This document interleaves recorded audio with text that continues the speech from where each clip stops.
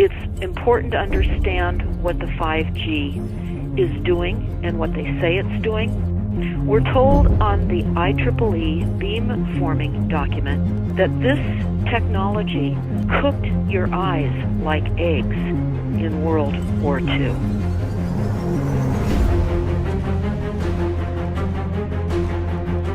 And you all need to understand these are military weapons. These are assault frequencies. If you garner nothing more than that, that's what you need to know. It's microwave radiation warfare, is what this is.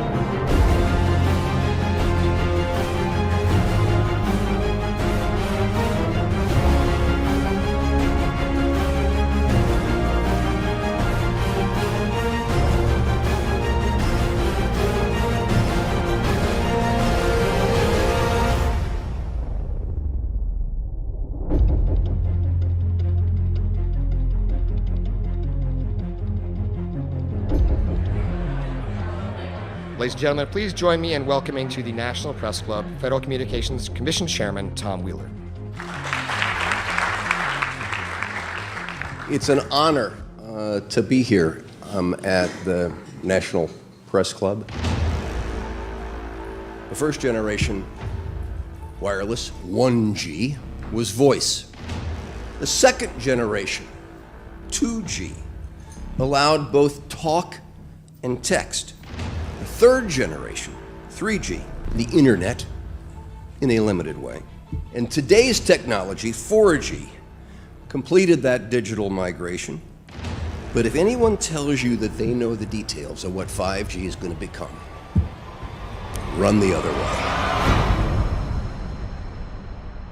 This video is brought to you by the number 5 and the letter G. And pretty soon, everything else will be too. I have to tell people 5G is a killer. I'm Mark Steele. Anybody who hasn't heard me, I'm a weapons systems head-up display expert. I'm one of the leading experts in the world. I've actually broke cover in relation to this, and the reason I became an expert was because I invented them. What I'm going to say to you today, do not believe a single word I say. Not one. I want you to do your own research. You'll find it's absolutely terrifying. You got your body card? Aye. Oh, good lad. Right, because I can talk to that. This 5G roll-up is a weapon system.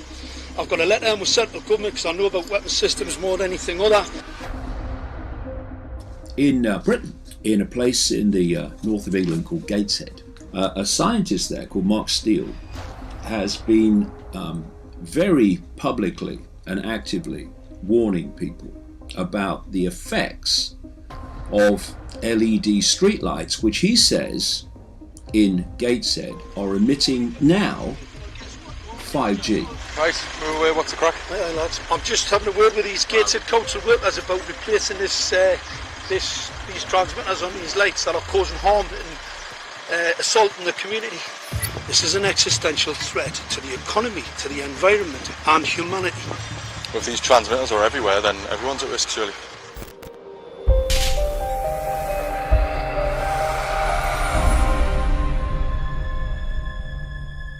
There's a lot of confusion about what 5G is. The G stands for generation. So you started off with the first transmitter system. Back in the 1980s. In the 80s, yeah. So you had 1G, then you had 2G. And as the generations moved on, you started to see more complex signal systems, cleverer pieces of antenna designs, etc., etc.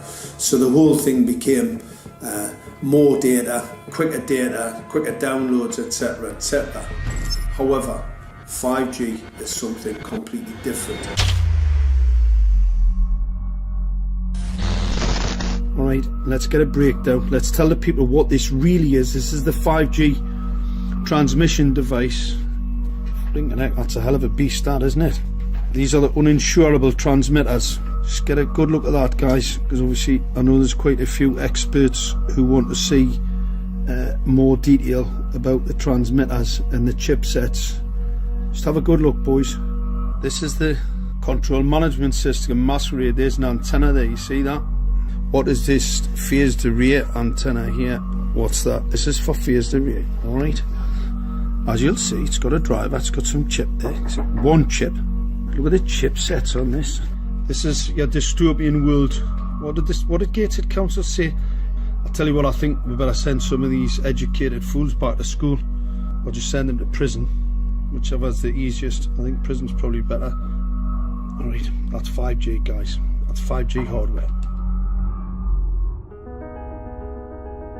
You must consider the whole part played by electricity in nature. Human beings cannot go on developing in the same way in an atmosphere permeated on all sides by electric currents and radiations. It has an influence on the whole development of man. This life of men in the midst of electricity, notably radiant electricity, will presently affect them in such a way that they will no longer be able to understand the news which they receive so rapidly. The effect is to damp down their intelligence. Such effects are already seen today. Even today, you can notice how people understand the things that come to them with far greater difficulty than they did a few decades ago. Rudolf Steiner, 1924. Rudolf Steiner noted that in 1924, since then our atmosphere has become far more permeated with electric waves of widely diverse types. There's no doubt now that electric waves, electromagnetic forces, cause direct biological effects. There's thousands of peer-reviewed papers on this subject. There's no doubt about it. But what are these effects? How are they affecting us? What can we do about it? We're now at a stage where we're putting in what's called 5G, which is a special type of broadcast for high-density information transfers. And it turns out that this is the same frequency bands that are used in crowd dispersal weaponry.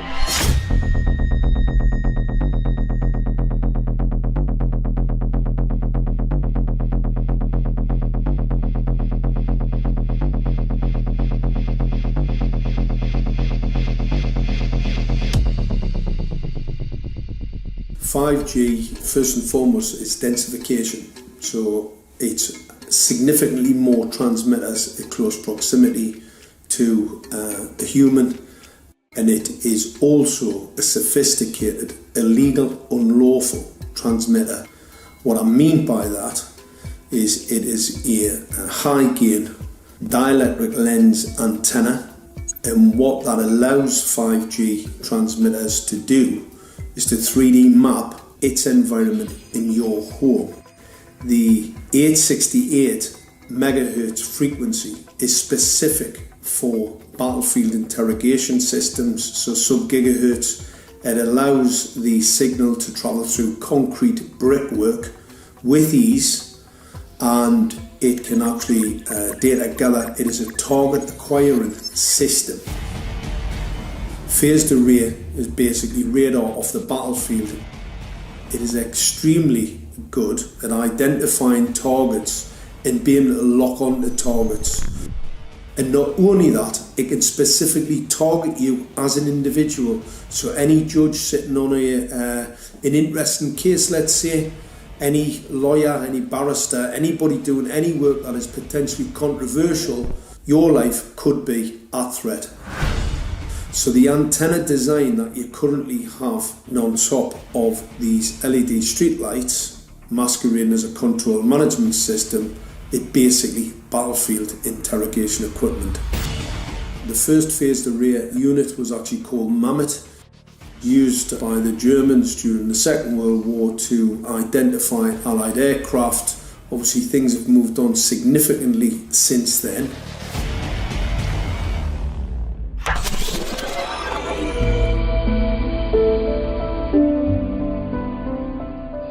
Well, I joined the Royal Navy in 1960, and I specialised in microwave warfare. Radar, obviously, which uses microwave, but they don't just teach you radar, they teach you all about microwaves and other uses. So I understood about microwave warfare and how it can damage people, how it can harm people. Microwaves then were used as weapons, as they are today. It is a perfect stealth weapon, and when governments don't like a group of people, For instance, the ladies who protest at Greenham Common in England about the American missile base they camped, they were microwaved. We microwaved Catholics in Northern Ireland to make them sick. It goes on all over the world, and it's a weapon that you don't know you're being targeted because the dose is very, very low, which is actually more dangerous than a high dose. It's very, very low, and it may take a year or two, but you can cause neurological damage and cancers with low-level microwaves, and you can make all your opponents sick. It's a perfect weapon for a government. Our impulses are being redirected. We are living in an artificially induced state of consciousness that resembles sleep. Their intention to rule rests with the annihilation of consciousness. We have been lulled into a trance. They have made us indifferent to ourselves, to others. We are focused only on our own gain. Please understand, they are safe as long as they are not discovered. Keep us asleep, keep us selfish, keep us sedated. Almost immediately, I had neighbours knocking on the door, talking about children bleeding from the nose. I had images posted on Facebook. And one neighbour in particular came to my door and mentioned the fact that since the LED street lighting had been installed, she was bleeding from the nose every single night. I thought it was unbelievable. However, I spoke to another neighbour who lived not far from the first lady who mentioned this, and she also confirmed that since the LED street lighting had been installed, she also had started to develop nosebleeds and had never had nosebleeds before in her life. That then put me on a journey to investigate. I measured microwave radiation levels from the transmitters on top of the LED streetlights. The basic 868 megahertz, it was significantly higher than the current Council of Europe 1815 resolution, which is a maximum of 600 millivolts. I've measured up to over 3,000 millivolts. 5 to 6 times higher than the guidelines. Significantly higher than the current Council of Europe 1815 resolution, which states that 200 millivolts should be the maximum. The Bioinitiative report states that it should be significantly less than that. So we've got the Council of Europe, that's, you know, the international criminal courts are stating that, you know, the learned judges have said that 200 millivolts, and I'm measuring in bedrooms in Gateshead, minimum 600 and up to 4,000. Does this mean that in 2020, 2021, when 5G is destined to roll out globally, that you're going to get those kind of readings everywhere all the time? Everywhere all the time. Worse than that? Worse than that. Yes, 5G will connect the Internet of everything. If something can be connected, it will be connected in a 5G world. Hundreds of billions of microchips connected in products from pill bottles to plant waterers, requiring massive deployment of small cells. We won't wait for the standards. Now, to make this work, the 5G build-out is going to be very infrastructure intensive. We must reject the notion that the 5G future will be the sole provenance of urban areas. The 5G revolution will touch all corners, and that's damn important. The interconnected world of the future will be the result of decisions we must make today.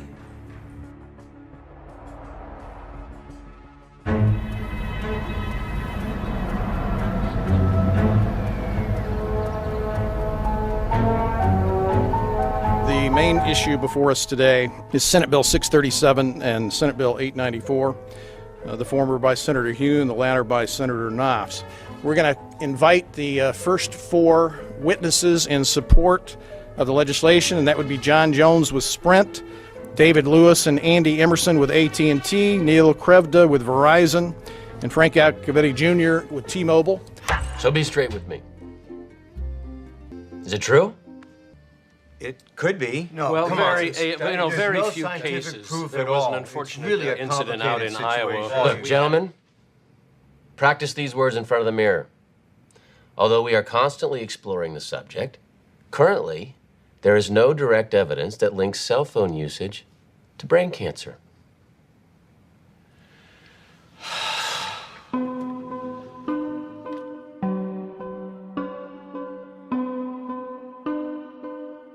I'm Sharon Goldberg. I'm an internal medicine physician. I've practiced medicine for 21 years, and my background is mostly academic, internal medicine, hospital-based, clinical research, and medical education. I'm a certified Microsoft small business specialist. I've worked on space station designing the cabling system for the airlock module, where I was responsible for EMI, EMC analysis, which is electromagnetic interference, electromagnetic compatibility. I am a professor in the Department of Epidemiology, Biostatistics, and Occupational Health, and I teach there both toxicology and health effects of electromagnetic radiation. My name is Daphne Tachover, and I'm the founder of an organization called We Are the Evidence. We are an organization that represents the many adults and unfortunately many children who have become very sick from wireless technology radiation. There seems to be a couple false Easter eggs being put out there right now. I want to make sure we dispel that right off the gate. The effects of wireless on health scientifically are very, very clear. So it's always pushed back to the definition of an acceptable level of radiation. And that's what this is, by the way. This is about radiation. Wireless radiation has biological effects, period. My name is Dr. Angie Kolbeck.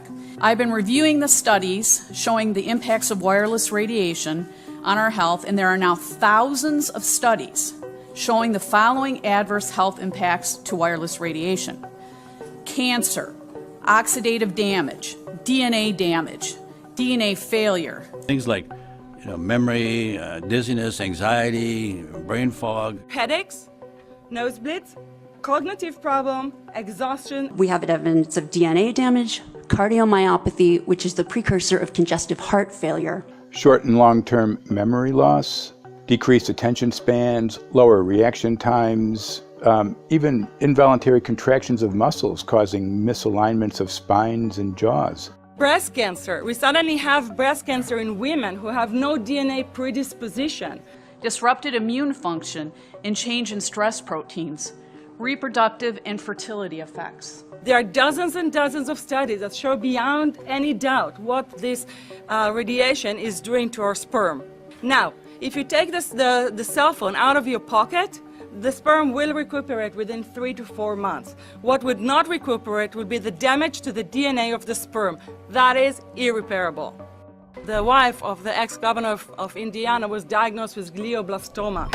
Same brain tumor Ted Kennedy had and John McCain had. Did you look at John McCain's scar? This is a cell phone brain tumor. LeBron James, one of our sports people, had a salivary gland tumor. That is another cell phone tumor. You didn't hear about it because immediately after that was discovered, he was paid by Samsung to become their spokesperson. We are seeing increases in brain tumors.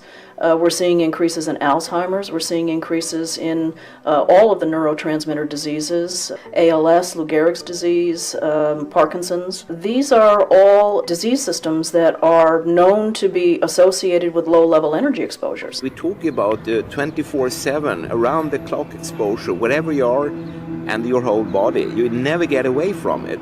And it seems from our studies that maybe your immune system can cope with for a time, but it will deteriorate. Then the irradiation will definitely damage cells at a deeper level, and the question is what will then happen? These are out of peer-reviewed papers, so these are not just hypochondriacs thinking that they're doing it. We're having real problems with this. This is no longer a subject for debate when you look at PubMed and the peer-reviewed literature. These effects are seen in all life forms: plants, animals, insects, microbes. So 5G is not a conversation about whether or not these biological effects exist. They clearly do. There is scientifically evidence that is so strong that you can be certain that the standards used by the FCC to manage health effects are wrong. We need to start measuring how much radiation are people being exposed to. before we roll out 5G, there are 4 kinds of electromagnetic fields that we know are harmful to human health. So radio frequency radiation, magnetic fields, dirty electricity, and electric fields, okay? Our exposure, any given person, and all humans are affected by EMFs. What is our exposure in a day? It's not one cell phone. It's cell phones, it's multiple wireless networks, it's smart meters, it's cell towers. It's this sandwich, and it all adds up. The data we're going to look at are all published science, testing results, or public standards. At the bottom end of the radiation scale of what's called power density, or signal strength, is the minimum level at which cell phones will work, which was found to be 0.2 billionths of a microwatt per centimeter squared. Pine needles were found to age prematurely at 0.000027. At short-term exposures of 0.05, children aged 8 to 17 experienced headache, irritation, concentration difficulties, and behavioral problems. 0.1 is the Bow Biology or Building Biology Guideline for extreme concern. 1.0 produced sperm DNA fragmentation and a decrease in sperm viability in vitro. Also at 1.0, the science shows the following bodily effects can occur: headaches, dizziness, fatigue, insomnia, chest pain, difficulty breathing, and indigestion. 2.5 saw altered calcium metabolism in heart muscle cells. 4.0, changes in the hippocampus affecting brain memory and learning. And at 6.0, DNA damage in cells. So, where are smart meters on this list? Electrical Power Institute in December 2010 measured a single Itron smart meter with pulses up to 7.93 microwatts per centimeter squared. Our own testing indicated approximately 8.0 with 1 meter. These tests are at a close distance, approximately 1 foot away from the meter, but an infant's crib could be just as close on the other side of the wall where the meter or bank of meters are installed. Even though there are all these known health effects at levels far lower, Switzerland, Liechtenstein, and Luxembourg see fit to set the standard at 9.5. And China, Poland, and Russia, 10.0. This is the same level at which behavior has been altered, producing reflexes of avoidance following 30-minute exposures. A room of 12 smart meters, very common and even a conservative number in an apartment building, tested at 19.8 microwatts per centimeter squared. This is hundreds of times higher than levels which clearly indicate harmful effects. So how can utilities and governments get away with forcing these devices on everyone? This is how. In Canada and the US and several other civilized countries, the safety limit is set at 600 to 1,000 microwatts per centimeter squared. This so-called safety limit is literally tens of thousands of times higher than levels which are known to damage health according to peer-reviewed published science.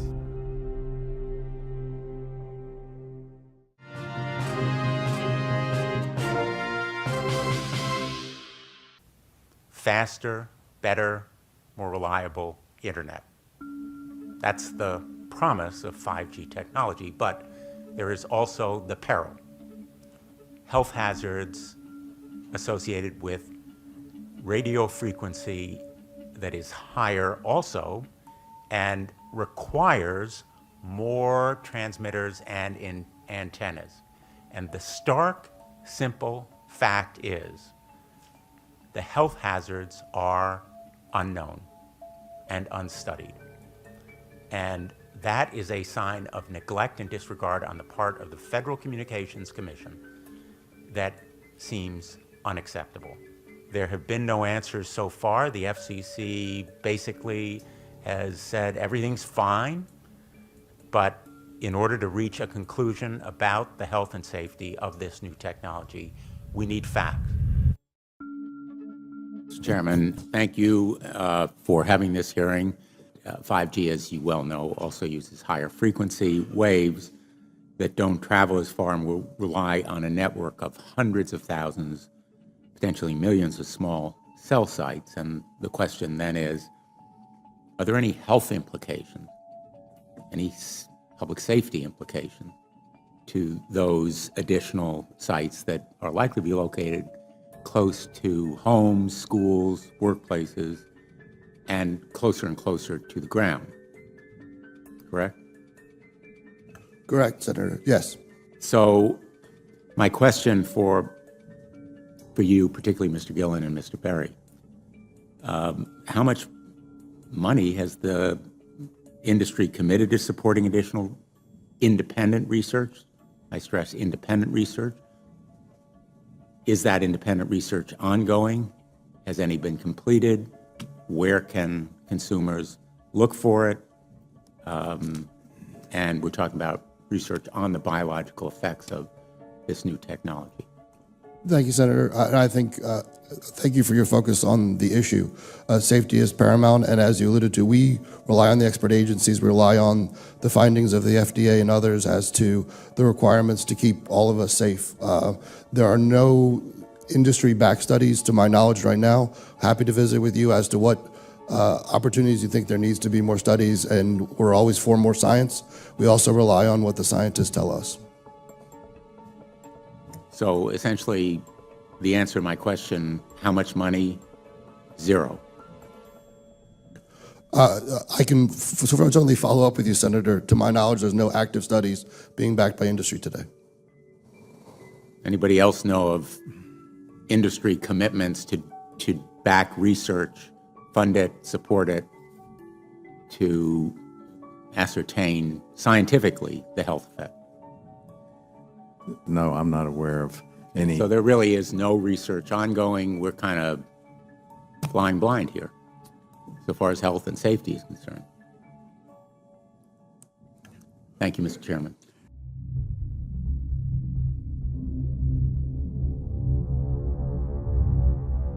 You're a trained medical professional. Yes. We don't have one on the panel.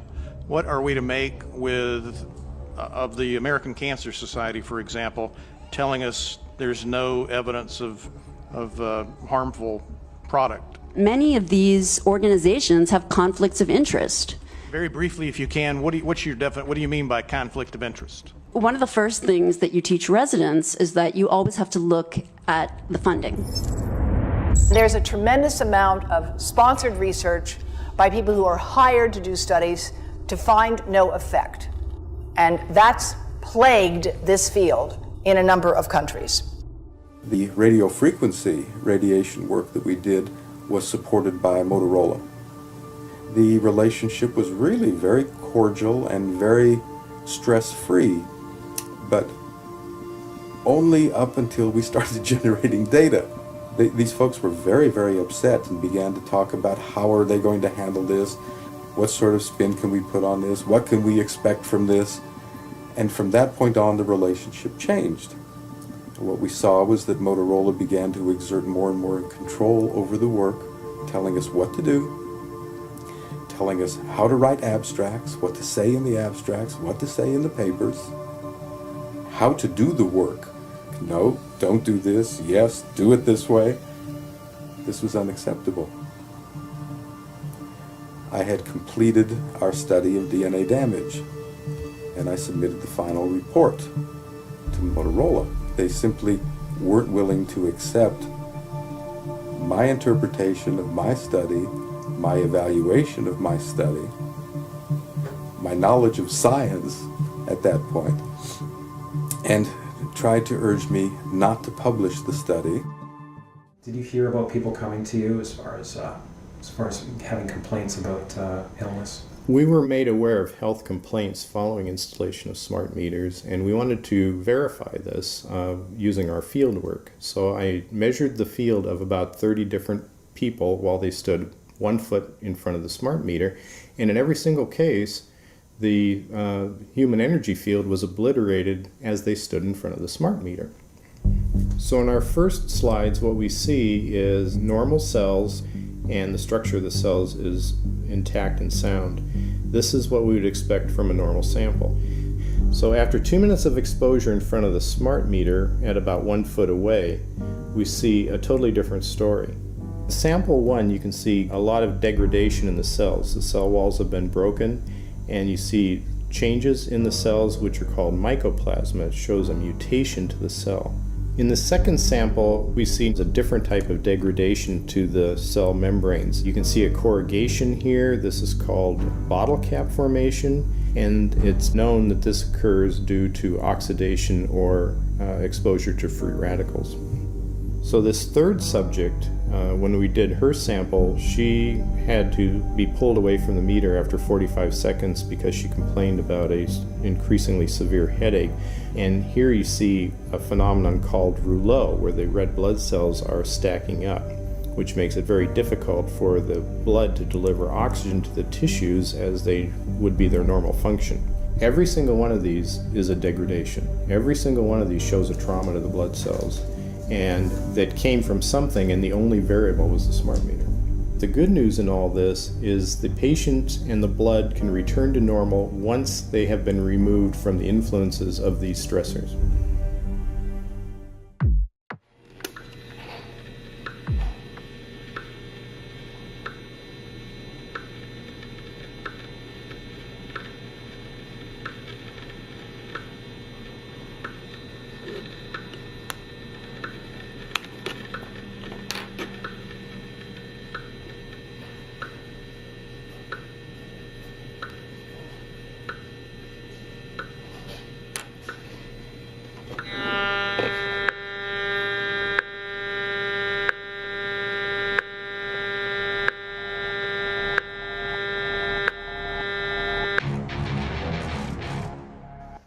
Some of the effects that we can look at, well, one thing is just our regular Wi-Fi, 2.4 gigahertz.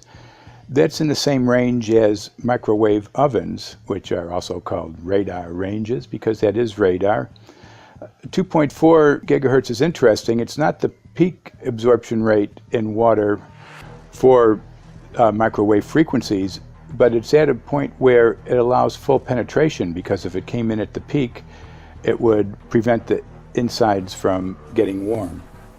So that's with basic Wi-Fi. Now when we look at 5G, 60 gigahertz, this is what they call active dispersal sort of weaponry, just to keep people back. It burns the skin. It doesn't penetrate, but 60 gigahertz is the frequency of oxygen molecule absorption. Since they have electrons that they share with each other, what we breathe is actually O2, pair of oxygen. So being bombarded with 60 gigahertz could very well impair our oxygen absorption rates in our body, and thereby the whole basis of our living system. Martin Pall says, putting tens of millions of 5G antennas without a single biological test of safety has to be about the stupidest idea anyone has had in the history of the world. So assessing all this, we have experts in various fields: military EMF weaponry, biological effects on humans, firefighters that are getting cognitive impairment by being there in them, countries that are banning these sort of technologies around schools because of the impairment to cognitive. Let's weigh that up in light of what Rudolf Steiner said in 1924 about just mere radio causing the impairment of cognitive functions on people, that they can receive news from around the world, but they can't understand it as well because of the effect of the electricity. We have to say, something smells sinister here.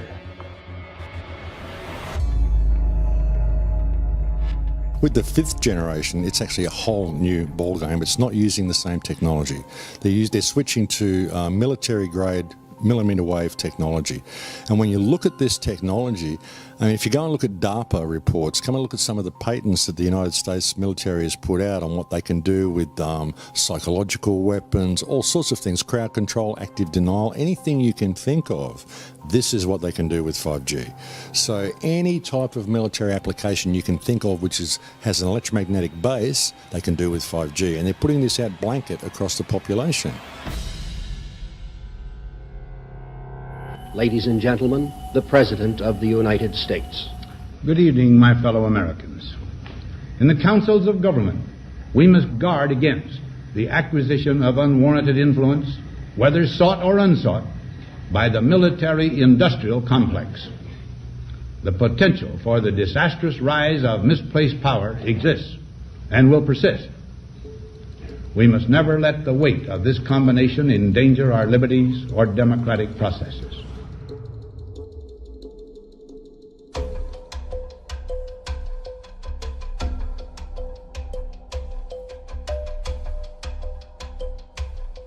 FCC is a capture agency. They probably conducted what I believe to be the biggest fraud on the public ever conducted. The FCC has been described by Harvard University's Center for Ethics writer Norman Alster as the most captured agency in DC, acting more as a industry cheerleader than a regulator. This is especially true today with 5G, where there are serious safety concerns and potentially misleading information coming from the FCC. For example, the previous chairman of the FCC is Tom Wheeler. He was the head of the Wireless Lobby Association for 14 years. Now remember, Obama told us there would be no lobbyists in his administration, so he took the biggest lobby and put him as a head of the FCC. And that's damn important.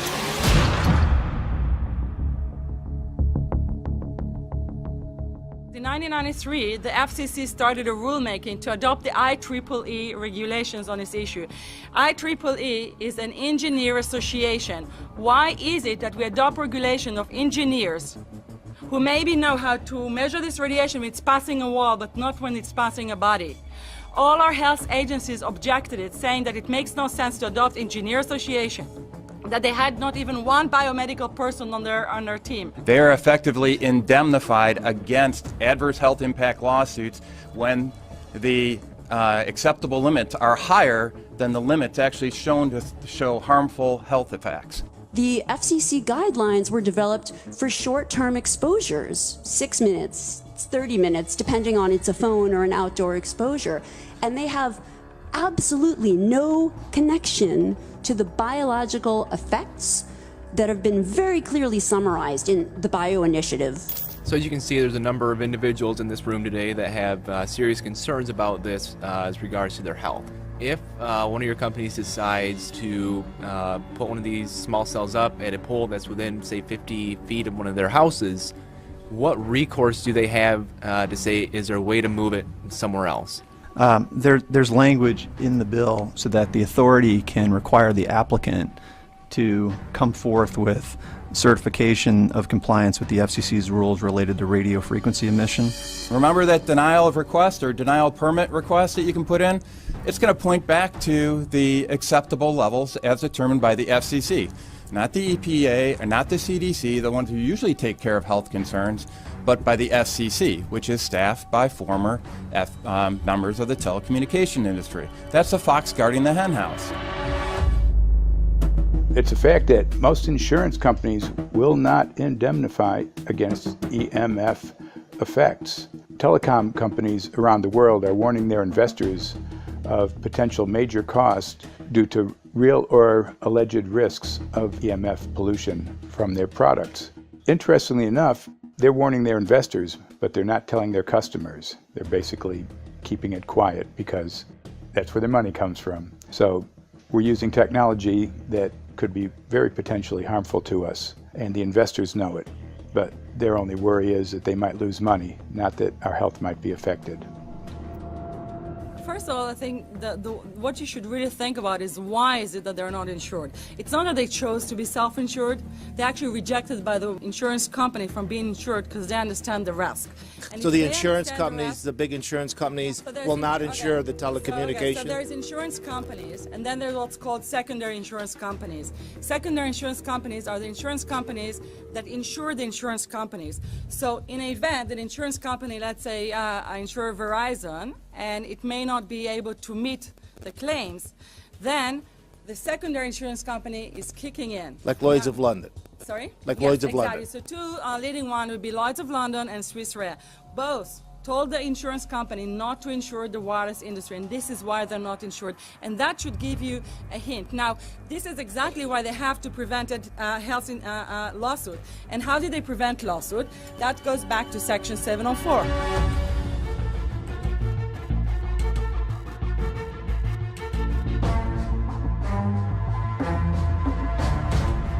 Section 704 was passed in 1996. This is how our rights in regards to health were taken away by the wireless industry. What this legislation did, it gave the power to regulate the health effects of wireless technology to the FCC. FCC is a spectrum auctioning agency. It's not a health agency. They don't even have one biomedical person on their team. And then the other thing that Section 704 did, It actually took the power from the state to regulate location of cell towers based on health. And what does it mean? It means that if they want to put a cell tower in front of your home, you cannot go to your city council and say, hey, stop, I don't want it. I just heard in a lecture that there are 10,000 studies proving that it's harmful. I don't want it. My child is sick. They will tell you, stop.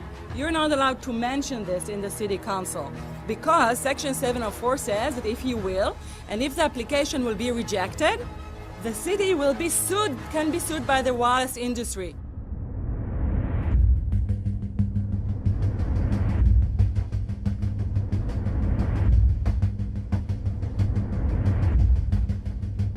A major U.S. government study on rats finds a link between cell phones and cancer. Very first government study linking the radiation from cell phones to cancer. Two-decade, $30 million federal study out today found there is some evidence of a link between cell phone radiation and brain cancer. Professor, what is the NDP? I've heard that study several times. NDP is what? So it's a $25 million study on the rats and mice that was supposed to demonstrate that there were no effects of radiation below thermal. And in fact, it demonstrated exactly the opposite. And it follows on the heels of two major studies on animals that said exactly the same thing. And that study was designed perfectly to make sure that it cannot be challenged, that there will not be any doubt. That's why it took them 14 years. That's how they prevented discussion of health. And why do they want to prevent discussion of health if there's no problem with health? Simply put, FCC is completely unprepared, unable, and possibly unwilling to oversee 5G for safety, even as it barrels toward us. They are falling back on tired definitions and panaceas long since disproven by science. To make matters worse, recent FCC rulings and numerous industry-friendly bills passed at state and federal levels between 2016 and 2018 removed the last vestiges of local and state review over infrastructure siting, just when we need it the most. When those first studies were performed years and years ago, nobody knew about the importance of the microbiome, the role of the microbiome and the immune system, and even less the role of the microbiota inside our brains, that is, the microbes that are normally resident inside our brains, whose influence on brain function is nothing but immense. And you may think, well, who cares about the microbes? The less microbes we have, the better it is. Well, we know by now that this is not absolutely the case, because microbes are truly essential for the development and function of all our organs and systems. Our immune system is based on the microbes we have in our gut. And our brain also has microbes that influence its function. In tests, it's been found things like mold. If you grow mold inside a Faraday cage, it'll grow one way, and then even if the electromagnetic fields are around, take the Faraday cage away and some sort of 600 biotoxins are developed within the mold because of the effects of the EMFs upon it. Electromagnetic fields, even of weak quality, have an effect upon our microbiome, which is really essential to our whole being. This is going to eviscerate microbial DNA inside human beings, which is our effective operating system, number one. So it may not impact human DNA in laboratory experiments right now, and they're saying it doesn't impact human DNA. But given that human DNA is less than 1% of the cellular DNA in the human body, the rest of the cellular DNA is microbial, and we know that this will eviscerate microbial DNA. So we're talking about a takedown of the operating system of human beings. Exactly. I couldn't have put it better myself.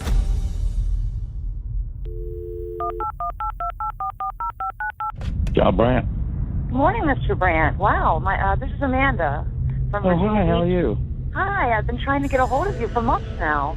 You guys are covering up chemtrails. No, we are not covering it. We have no reason to cover up chemtrails. Of course, you have every reason to cover it up. Every reason. It's called What losing your reasons job. would that be? Oh, well, you personally, you would lose your job if you were to reveal anything to me, and it's probably unsafe for you to even be speaking about this, No, considering it's not the types of individuals you work for. It's not unsafe. There's, It is unsafe. There's no problem with us talking on. You're a citizen. You're making a complaint. Oh, Lord, have is- mercy on myself. It's a complaint in an area that we don't have authority to regulate.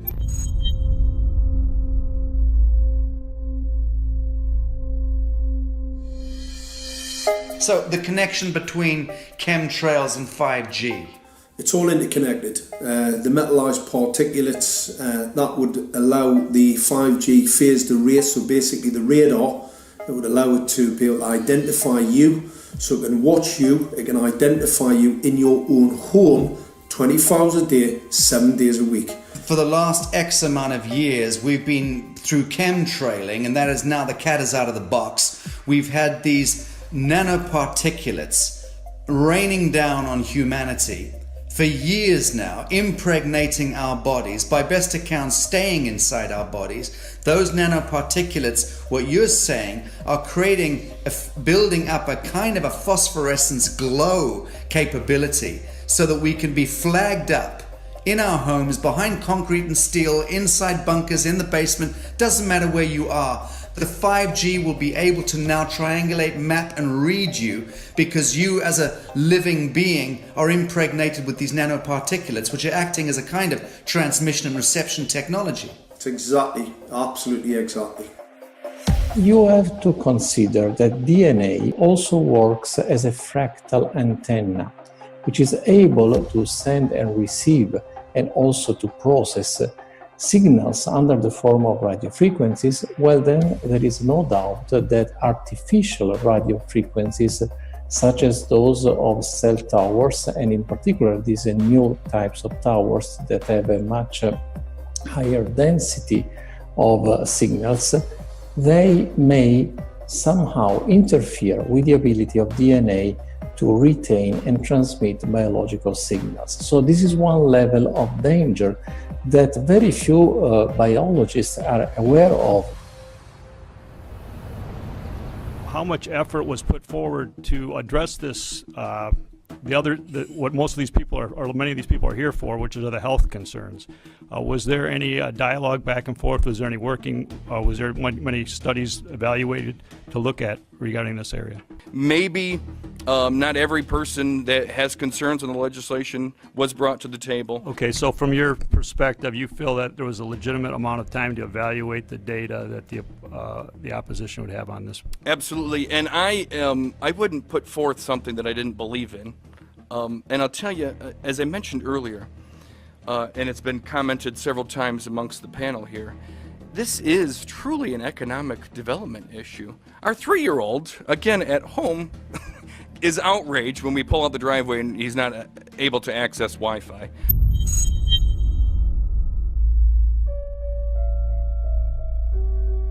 I think anyone who puts Wi-Fi into a school should be locked up for the rest of their life.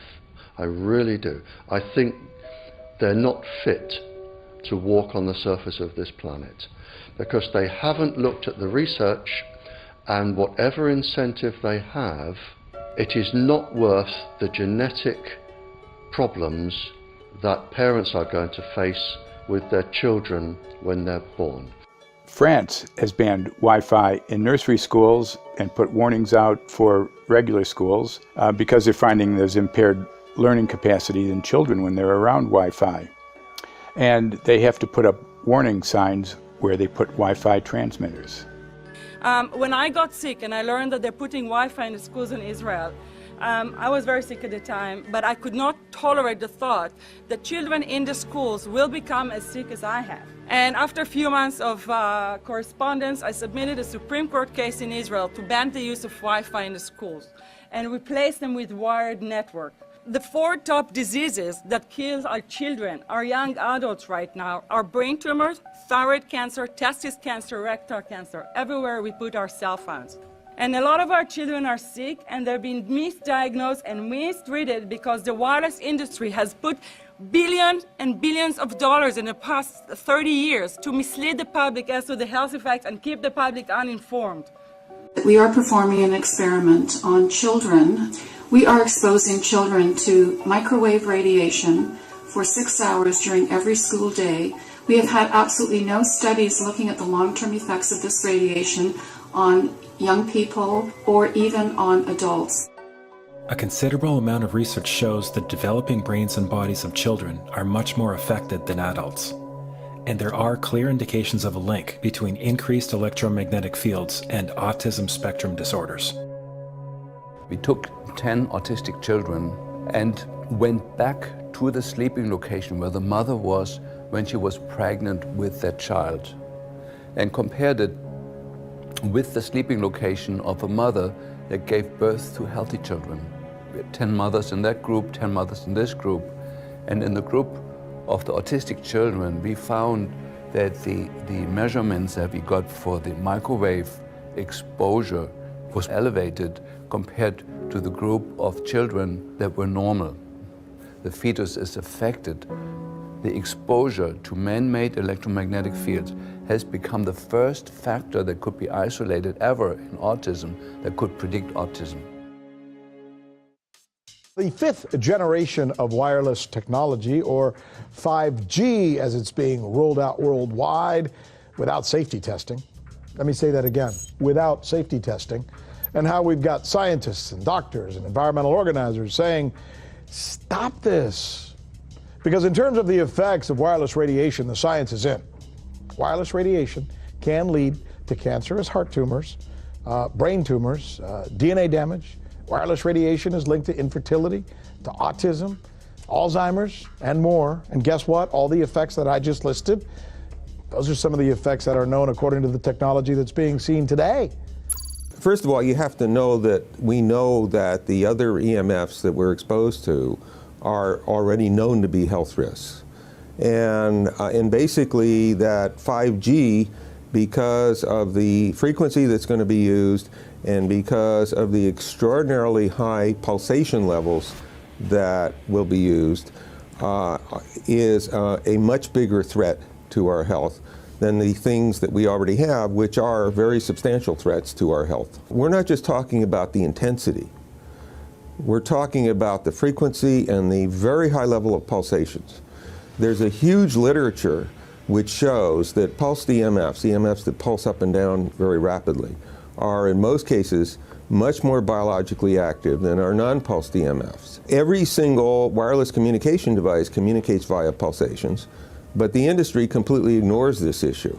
The problem with 5G is that they're planning to put out tens of millions of these antennae all over the place without doing one single biological safety test. Are you implying possibly that we, the consumers, are the guinea pigs since they haven't really done tests to see the effects in a smaller setting? I mean, that's not an implication, it's a statement. We are, yes. Cancer is not the main concern that I have. I'm really concerned about sperm count and about effects on pregnancy. How many of you know that 1 in 6 American couples is unable to have a child when they want to? How many of you know that last year the birth rate in this country dropped the most that it ever has in recent history, 3% in a single year? People look at the sperm, and people use cell phones, and the sperm, usually sperm swim, and they swim straight. But if you expose them to radio frequency, mobile phone waves, they swim in circle. Studies have been done here in Australia, taking sperm from healthy men. And one test tube gets exposed to cell phone radiation, and one test tube is not exposed to mobile phone radiation. And then the results are evaluated. And this is a measure of vitality.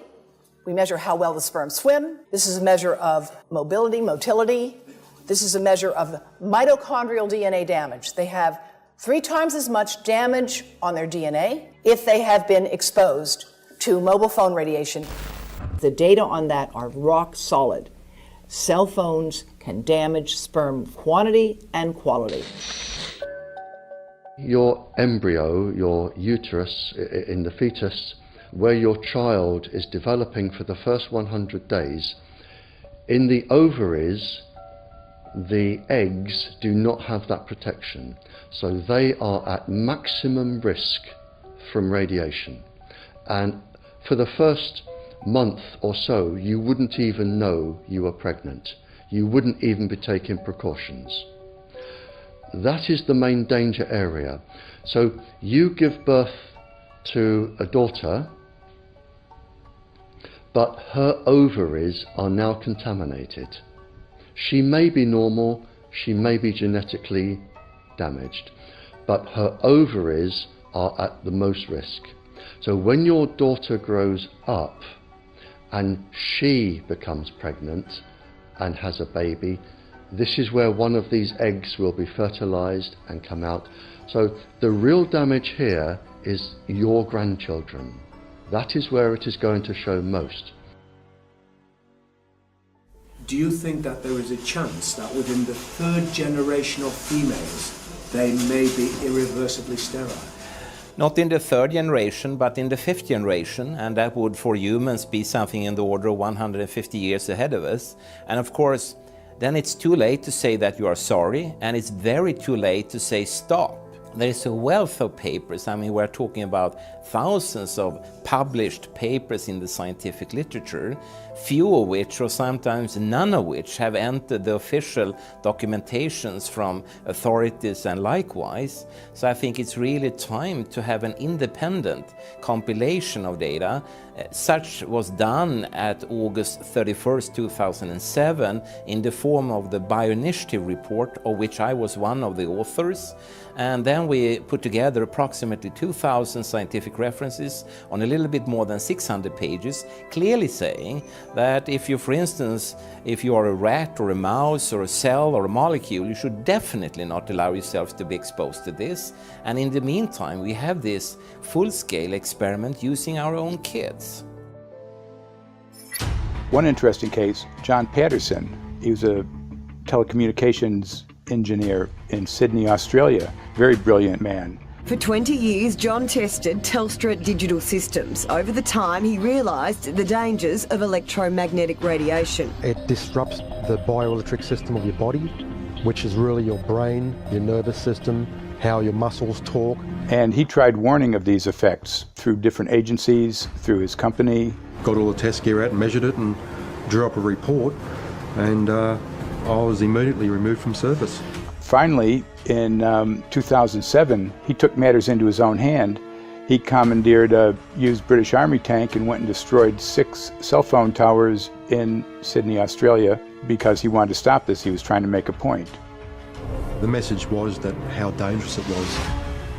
You know, these people were elected by us to manage our infrastructure in a responsible manner. That is the sole purpose of government if it's going to exist at all. And if it doesn't do that, then it has no right. It is invalid. So we need to pull this infrastructure down. We really do.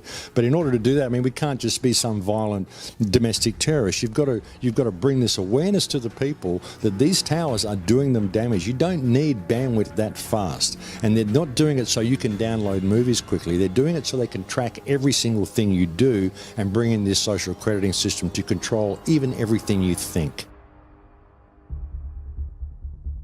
There's a story about a lady called Claire Edwards. She was a United Nations staff member, and she was warning of the potentially catastrophic dangers of 5G technology. I took the issue to the UN Secretary General, Antonio Guterres. He is a physicist and electrical engineer, and lectured on telecommunication signals early in his career, yet asserted to me that he knew nothing about the dangers of 5G. Current public exposure levels are at least 1 quintillion, that's 18 zeros, 1 quintillion times above natural background radiation, according to Professor Olle Johansson of the Karolinska Institute in Sweden. The highly dangerous biological effects of EMFs have been documented by thousands of studies since 1932, indicating that we may be facing a global health catastrophe orders of magnitude worse than those caused by tobacco and cigarettes. 5G is designed to deliver concentrated and focused electromagnetic radiation in excess of 100 times current levels in the same way as do directed energy weapons. There is currently an international appeal signed by 237 EMF scientists from 41 nations, urging the UN and particularly the WHO to exert strong leadership in fostering the development of more protective EMF guidelines, encouraging precautionary measures and educating the public about the considerable health risks, particularly the risks to children and fetal development. Sorry, because we are talking with someone that is a little bit ignorant on these things. If you're talking to the Wi-Fi systems, I become worried because I put those devices in my house.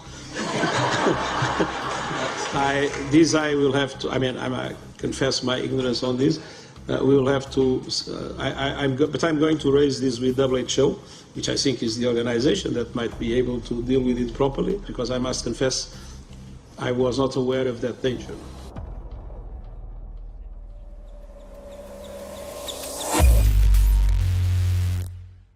In 1996, when the Telecommunications Act was passed, in it was a provision essentially that kept local officials from addressing health issue concerns when approving or not approving a cell tower. So that's correct. But then something new is happening. We've talked a lot about it on the Solari report, thanks to Jason Boggs-Smith and his website, EMF Warriors. But this is new. This is very, very new. So you're basically, sending out an appeal on something that in one sense hasn't happened yet. This is not just an incremental change. This is a big step up.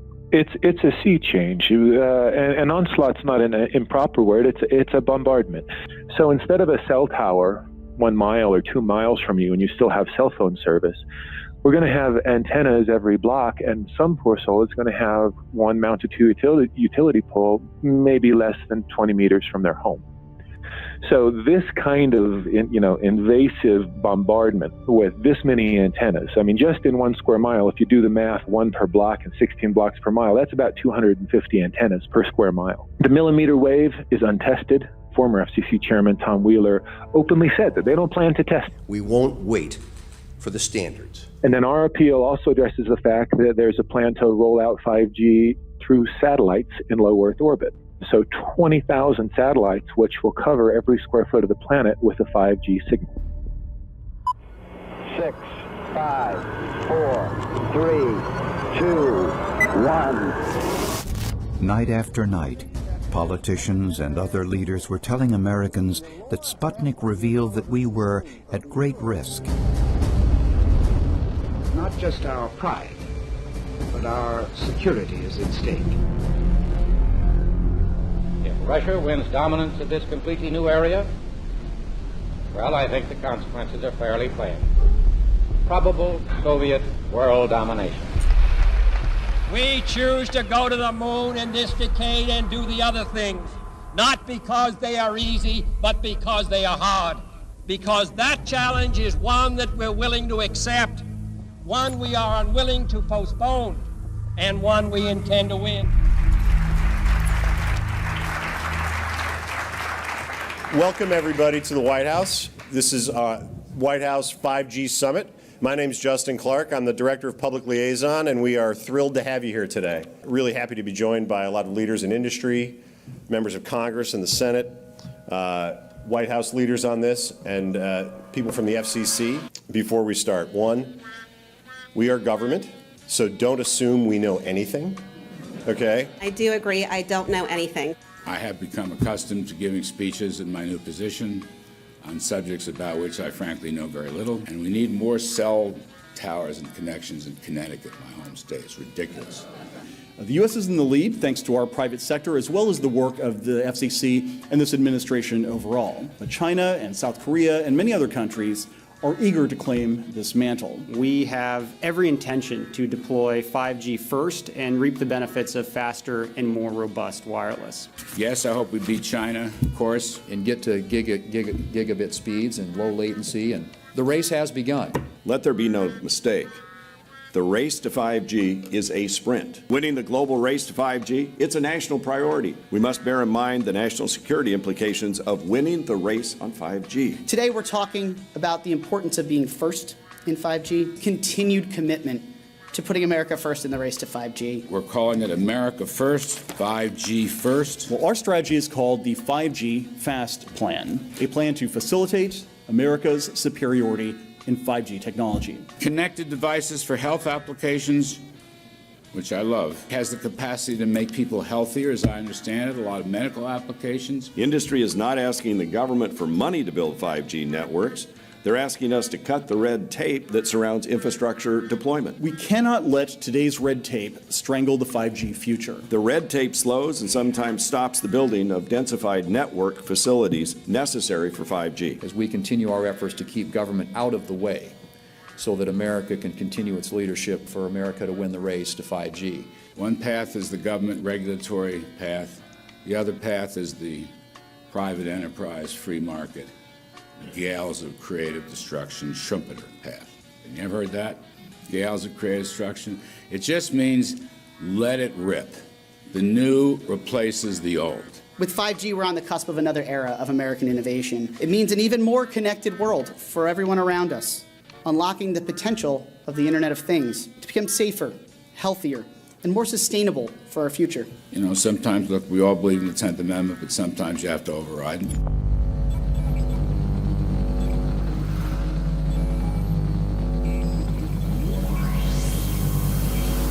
By the way, the 1996 bill permits that kind of override. We're not here to be completely heavy-handed, but sometimes you got to do what you got to do. And some of these states or cities that don't want to cooperate want to shake us down. We can't allow obstacles and barriers to stop this movement. That's all.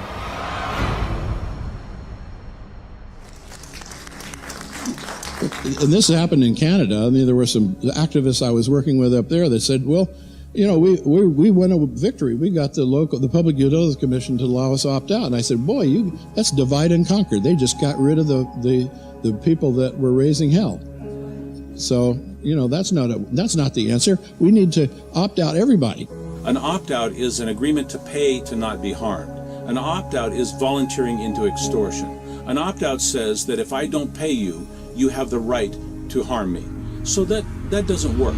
This is a mandate. This is being pushed down your throat by a company that is not responsive, by a government that is not responsible, and it's being done in a collusion that's designed to undermine the individual rights of individual people in communities across the country and around the world.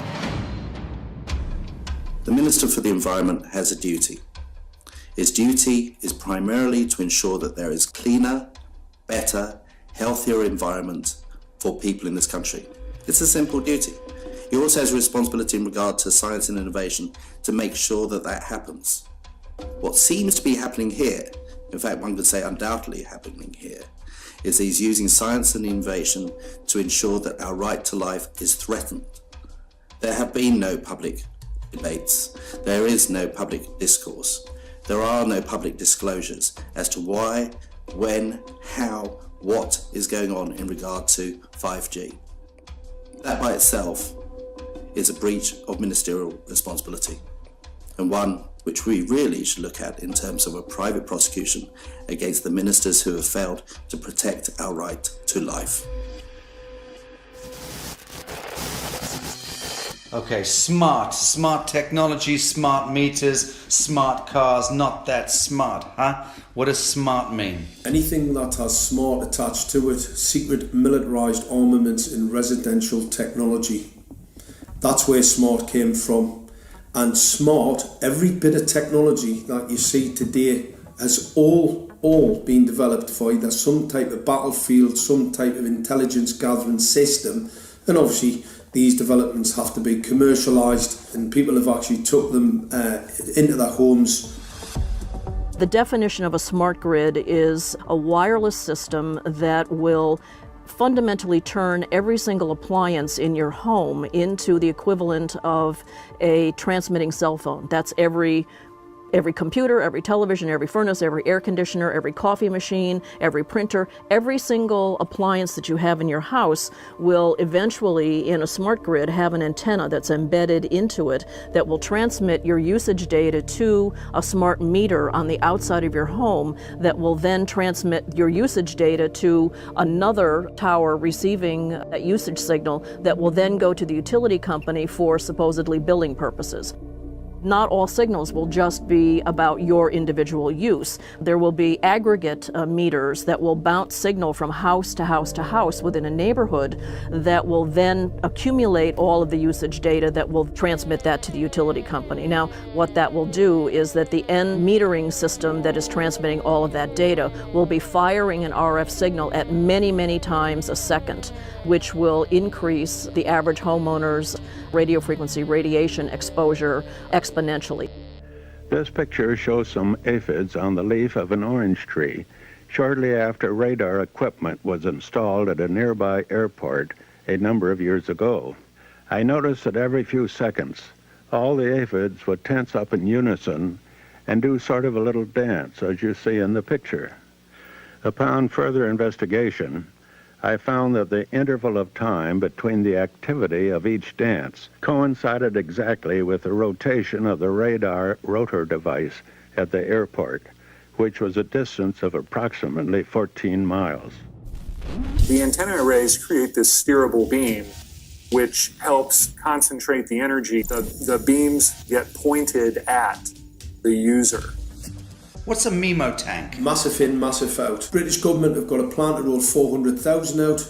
This is so that you've got 5G in every nook and cranny, every part of the countryside, so that you can have autonomous tractors, believe it or not. However, those transmitters, these are radar. It is phased array radar. Though that radar signal sweeping the countryside will kill every pollinator, every biological structure, it will sterilise livestock, it will kill the ground, consequently land won't have a value, obviously farmers will die, the community will be under attack. If we can't produce food, if we kill all the pollinators, we're in serious trouble. The takeaway is that 5G, the $1 trillion rollout of 5G by our friendly local government, is definitely a weapon system masquerading as a modern efficiency technology.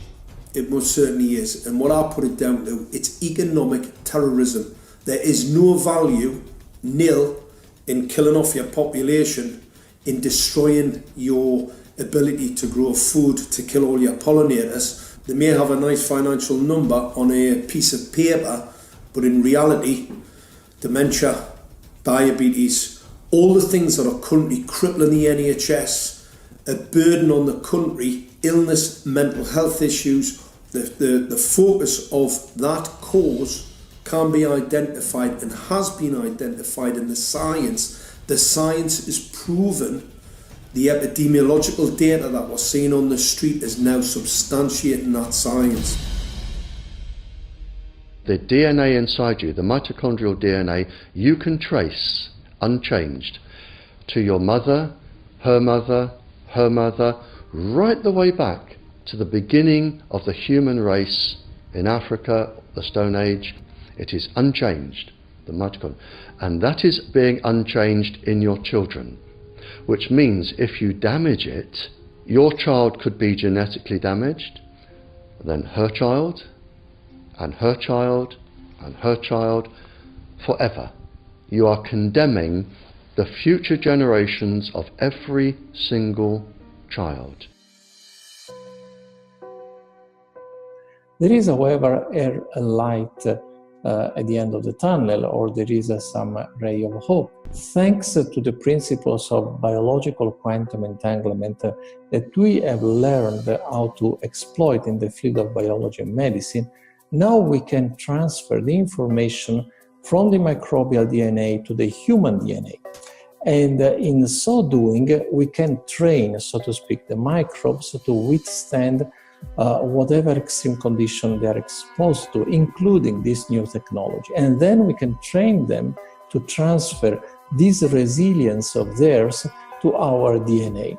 So let's say that there are good reasons to be worried about the introduction of these new technologies, but fortunately, since the knowledge in the field of quantum biology, in the field of microbiome medicine is advancing as fast as potentially harmful technology, then we can exploit this knowledge to protect ourselves from any real potential or perceived danger from these new technologies.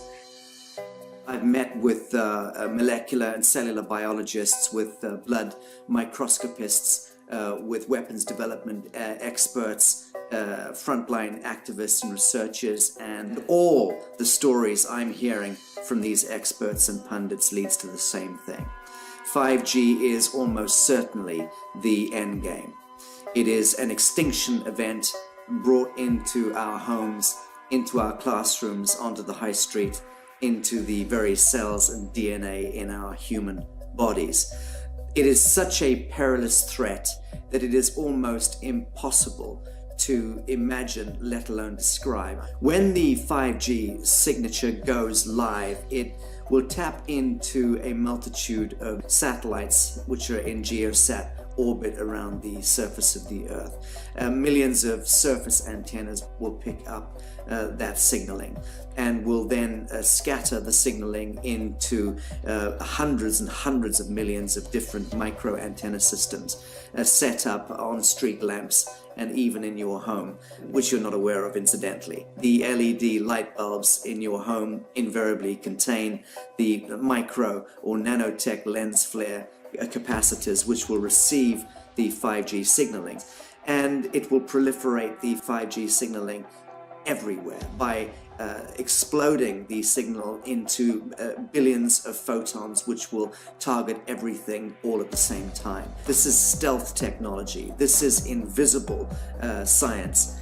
But what it means in simple terms is that you will be flagged up, visible, trackable inside your own home. Anywhere you move on the surface of the Earth, they will have a lock and load tracking capability over you. You will be visible to invisible masters, each one of us, all the time. Today, our governments and the corporate sector have managed somehow to infiltrate the mainframe of our civilization and are pushing through a $20 trillion infrastructural rollout without any, and I mean without any, health science running behind it. There have been no tests. Your government and your health authorities are either in collusion on this matter of genocide and ecocide, or they're just damned stupid. And I would suggest it is the latter.